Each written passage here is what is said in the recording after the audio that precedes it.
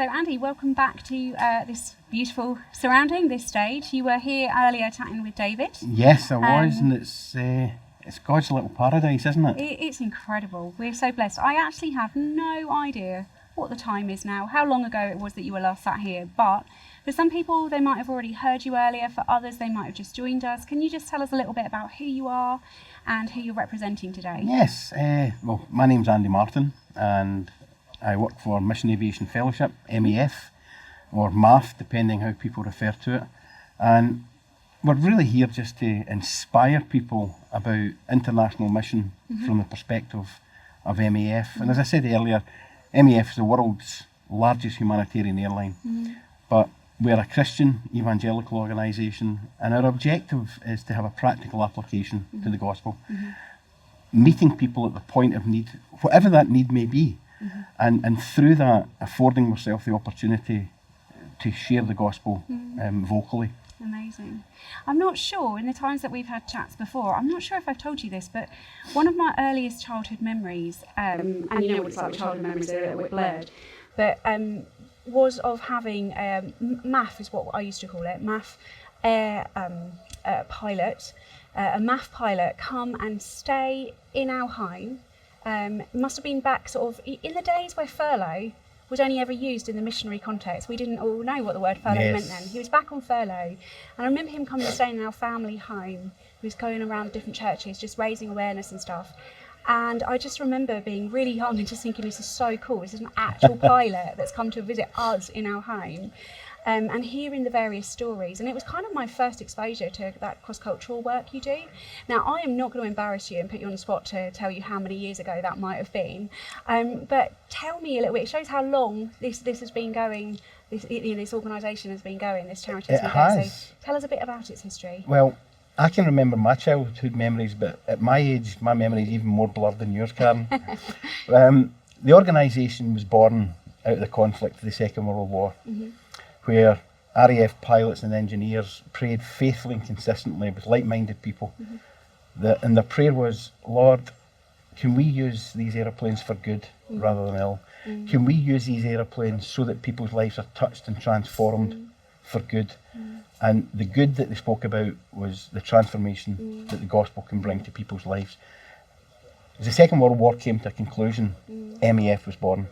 And from there, and from one small aeroplane, it's grown into the organisation it is today. I think it's about 135 aeroplanes that we have, working in many countries all around the developing world. And as folks had seen that last little introduction video, we've got aeroplanes taking off and landing every 4 minutes of every single day of every year. And that's an opportunity to bring into people's lives something of God through the practical application of faith.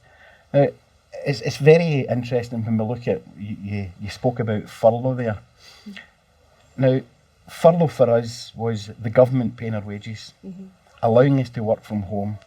We still had a full-blown National Health Service, although it was under some pressure as we addressed the pandemic.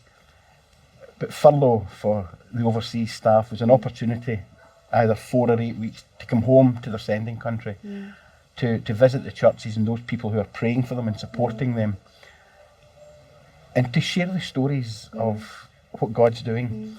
And I don't think we can ever underestimate the power of storytelling, the power and the God-honouring value of testimonies. And I was saying to somebody just over lunch there that God calls us in Acts chapter 1, he says, you will be my witnesses. Not if you choose or if you feel like it, or, I'll do that today, but maybe not tomorrow. But the way that we live our lives, but the way that we treat one another first and foremost, and the way that we engage and treat and engage with others is part and parcel of our witness. Jesus tells us, by the love that you have for one another, people will know that you are my disciples. And that's why it's important that the Christian community are all pulling together in the one direction. Now, I don't know how many people are watching today or maybe catching up at a later date, but very few of them will be pilots.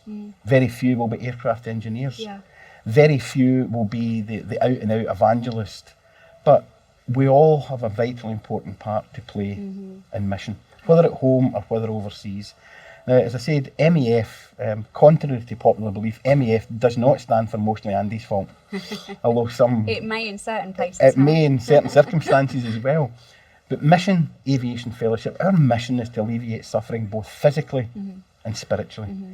Aviation is a tool that enables us to reach into the remote communities. But the fellowship element, it's a working together of like-minded people to see suffering in whatever form it takes alleviated. Now, as I said, not everyone's a pilot or an engineer or an evangelist, but the one thing that we can all do is pray. And prayer by far is the fuel that keeps our aircraft in the air. It's the fuel that inspires and encourages the pilots, the engineers and all the ancillary support staff. Prayer allows us to access the very throne room of heaven itself, where we can bring our acknowledgement, our prayers, our petitions, our thankfulness towards the Lord. And as we pull together, the power of that testimony, the power of that witness and the power of those prayers allow us, enable us and equip us to continue to reach in to the lives of those who are living in isolation.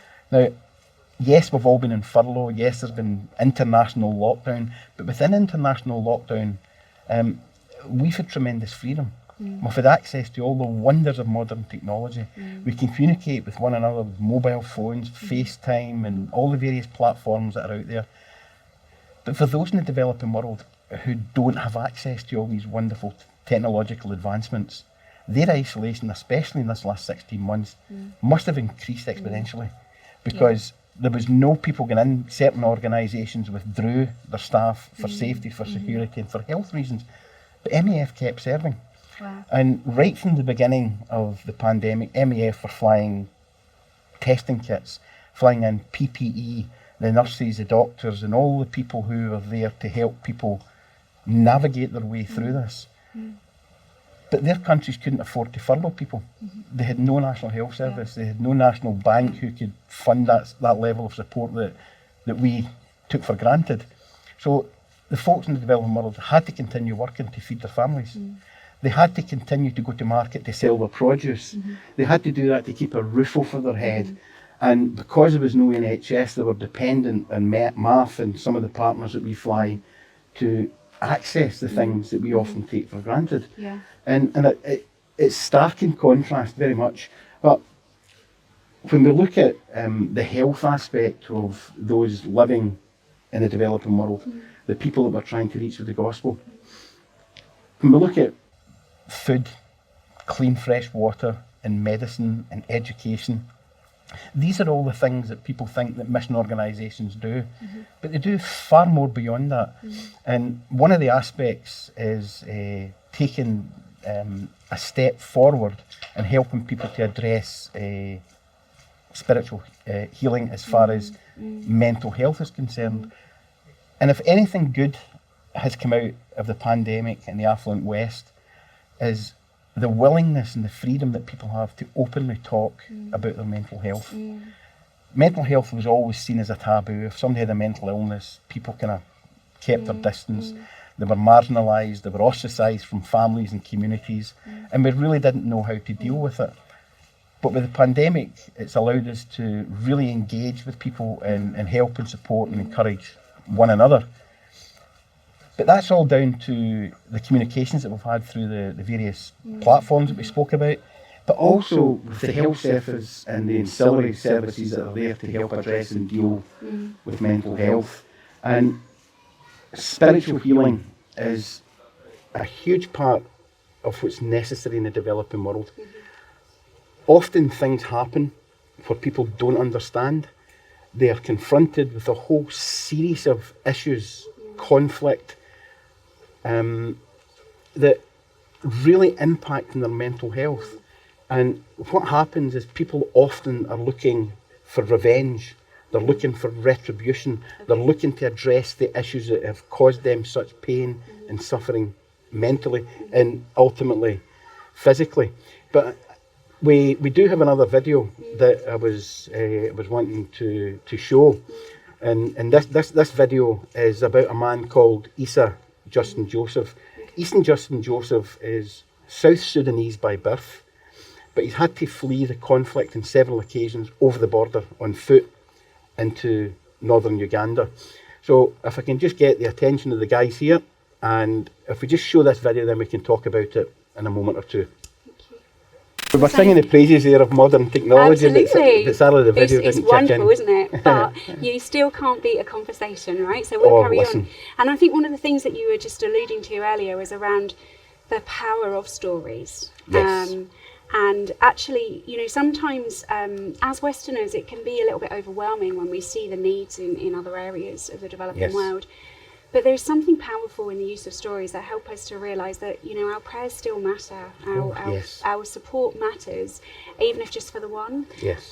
So, yeah, why don't you just unpack some of those stories? Well, you're quite correct. And if we look at Scripture and we look at the life and ministry of Christ, he always spoke in parables. As he shared stories relevant to the people he was talking to. Yeah. So, you'll become fishers of men. He was talking to fishermen, and he was talking about sowing the seed. He was talking to farmers and the likes. And when we tell stories, it's important that we tell stories that people can engage with. So if people have an interest in, for talking to child evangelism, well, don't talk to them about something else. Talk to them about child evangelism so that they can understand the impact that the Ministry of MAF are enabling. Some of the things that I have seen over the years, and I've been blessed, I've visited many of the MAF programmes over the years, but I remember being in South Sudan, and I was working with Sam Tapsway, and we were taking the Jesus film, the ministry. It's the life, the time, the death and the resurrection of Christ in a film format, and it's always dubbed into the local languages and whatever dialect. And we'd been taken into this area and we were using 2 Land Rovers to move from village to village. And every time we went into a village, we would park the vehicles maybe a couple of 100 metres from the village. We had 2 poles, we dug a hole and stuck in the ground, we tied a canvas sheet on.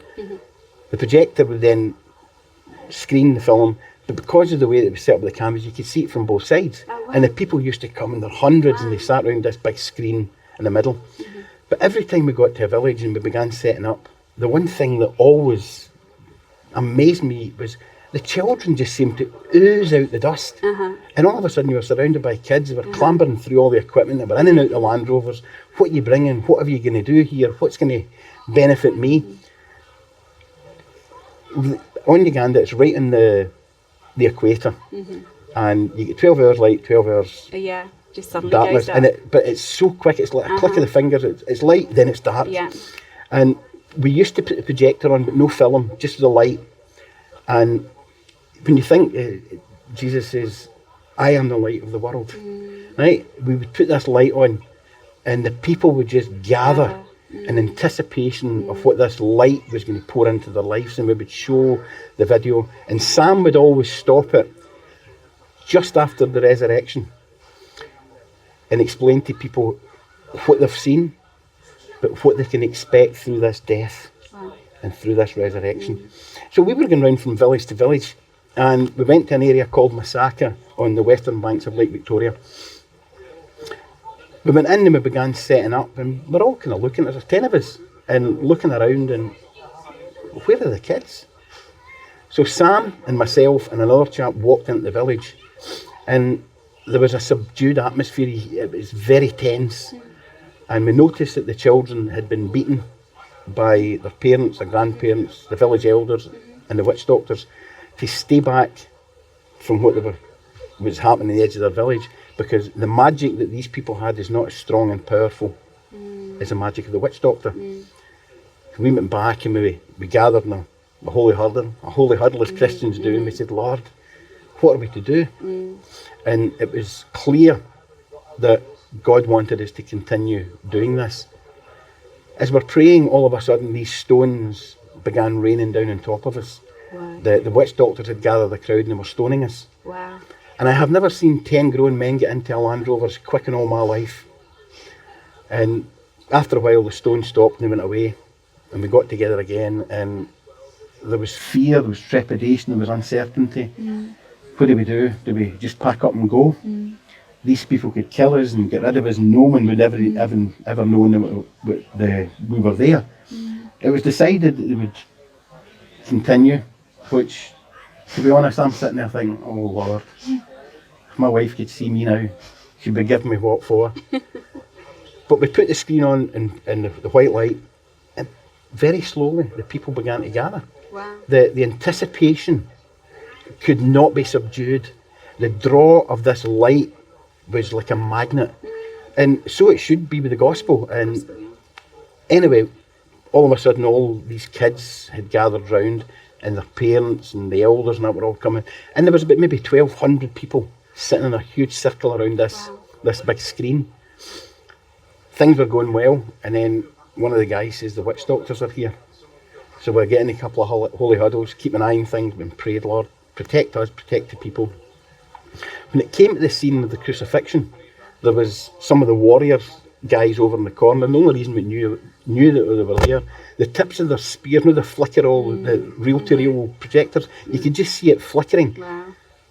Came to the scene of the crucifixion, had Jesus stretched out on the cross, and the Roman soldier went in to drive the first nail, and then there was this blood-curdling squeal from this corner, and one of the warriors threw a spear through the screen to kill the Roman soldier.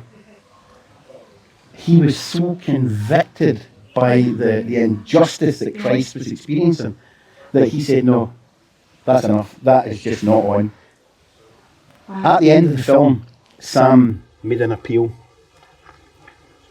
He says, the Lord our God came from heaven, walked among men, was tortured and ultimately crucified by man, but he overcame death. He paid the penalty for sin, and for anybody who wants to accept him as Lord and Saviour, come forward and we'll pray for you. We'll give you some literature, some books and some pamphlets to take with you. And it was like a stampede. The people just came forward in their droves, including a couple of the witch doctors. And when you talk about the gospel in action, sometimes in the affluent West, what we find is that when persecution and challenge comes across our path, we retreat. But if we're strong, and as God said to Moses, a courageous boldness, if we step into the opportunity, then God will not only protect us, but he'll bring through not just success, but there's a harvest for that level of service. And it's a case of dying to self, offering yourself as a living sacrifice to be used by God. And so many of the pilots and the partners who are serving in these overseas remote locations are confronted with things, maybe not just as severe as that, but they're confronted with things day and daily that challenge them. And that demonstrates to the folks serving there that it is most definitely a call from God. And it's a call from God that they've responded to, they've been obedient, and the Lord has given them the opportunity time and time again. And when we get an opportunity to watch this little video here, it will just see the importance of working together. And as we work together in this particular scenario, you see a level of spiritual healing that beggars belief. It really, really beggars belief. So I'm hoping that the chaps are ready now. Peace of mind is rare for those who've witnessed the unspeakable horrors of war. But Isa is living proof that healing is possible, and dark days can be overcome. The former child soldier was helped by Christian counselling ministry Tutapona. He now shares his incredible story to help other refugees. My name is Isa Justin Joseph, South Sudanese by nationality, working with the Tutapona as assistant facilitator. So this is the northwestern corner of Uganda, and then this would be South Sudan and East Democratic Republic of Congo.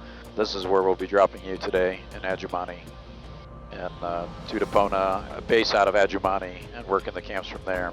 Between these three locations in this region right here, both on the north side and the south side of the Nile, is just a huge number of refugees from South Sudan. And so the biggest camp in the world, and some of the others that are nearly as big, are right in this area, the Yumbe camps. when you see some of the settlements in Uganda and you think, man, this is really rough. These people are suffering, but actually the people that are in the refugee settlements in Uganda are extremely thankful that they're just safe. They have water, just the bare necessities of life when you see it with that perspective. And you see the people and the organizations that are meeting the needs of those people. Yeah, I think it's pretty exciting. Refugees in the camps have access to food, clean water, shelter and healthcare. But most have fled horrific violence in South Sudan and witnessed death firsthand. Many refugees like Issa have had to flee many times over the course of their lives. Hidden trauma is common. Even when life seems normal, it's still there, just beneath the surface. I had a lot of issues with me. Let me say I was really traumatized with the different kind of things which happened in my life before. I first came in Uganda as a refugee in 1989. I grew in Uganda, and I only went back in South Sudan after the peace talk. And when I was in Uganda, I started school, and reaching in 2003, I was abducted, taken by the LRA, and many things happened.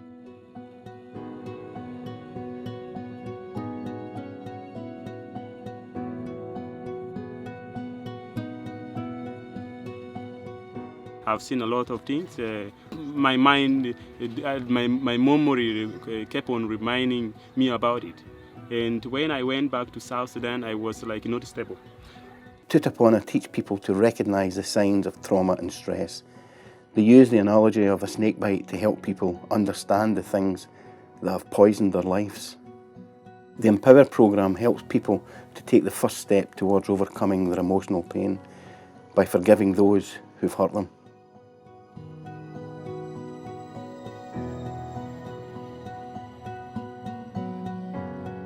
The last time Issa fled was in 2017. And reaching 2017, it was really so horrible now. It was terrible. So I had to really take courage and move with my family, cross the border on foot.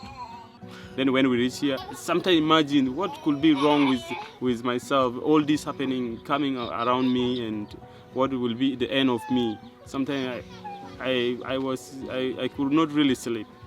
But later, when I came to know about Tutapona, and they taught us about how to forgive, how to maybe relaxation techniques. So I really felt at least hope that at least there's hope.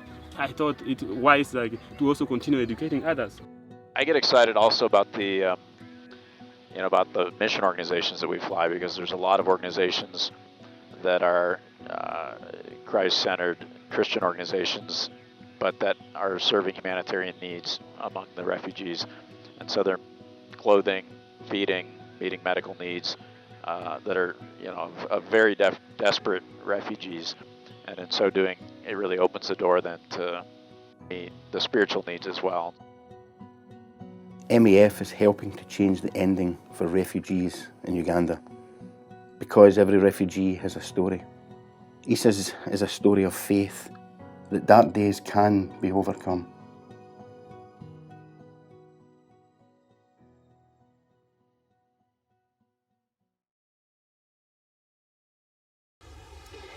I mean, that just shows the power of stories, doesn't it? Just so powerful. You've been talking about this theme of spiritual healing, and you see a story like that. Just tell us a bit more. Issa Justin Joseph, he's seen such trauma, death, through the experience of seeing death firsthand, been traumatised and brainwashed through fear to become a child soldier, to take the lives of others, just as a youngster. Yeah. And he had so much anger, so much rage. He couldn't understand why all these things were happening to him. And working with the organisation in northern Uganda, the Tutapona, as it said in the video there, means we will be healed. But it's a Christian ministry. And they use, like the Lord's Prayer, a if I want to be forgiven, I need to forgive. And they're teaching people about the Lord, they're teaching them about the power of forgiveness. Because effectively, if we don't forgive somebody for what they've done against us, irrespective of the level and extent of it is, it's like a cancer that eats away within us. The other person was oblivious to the pain and the hurt, but to be released from those chains of bondage, to be released from that desire to seek revenge and retribution. But you've seen the smiles, you've seen their endings changed. And the simplicity of seeing an ending change means you need to deal head on with the hard hitting issues. And if you don't deal with it head on, you're putting a sticking plaster over something. So going through the Tutapona experience for these people was, let's unpack everything that's happened in your life. These are relevant experiences. We can't change them, but we can change how you deal with them, and we can change the ending of your life. Like we were saying before, we have exposure to watch lots of movies and see all of those things that often navigate us towards the ending that suits our narrative that we enjoy. Hollywood, and even like we were saying, those ones which are based on a true story will still sometimes have the Hollywood narrative.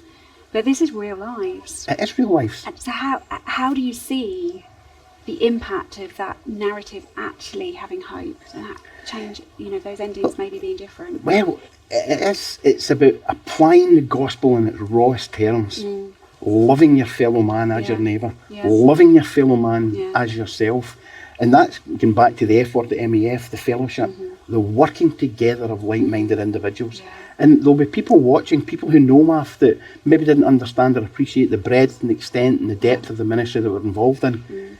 But there's a place for everybody within it. Yeah, absolutely. There really is a place for everybody, whether it's prayer, whether it's going, whether it's volunteering, or whether it's giving.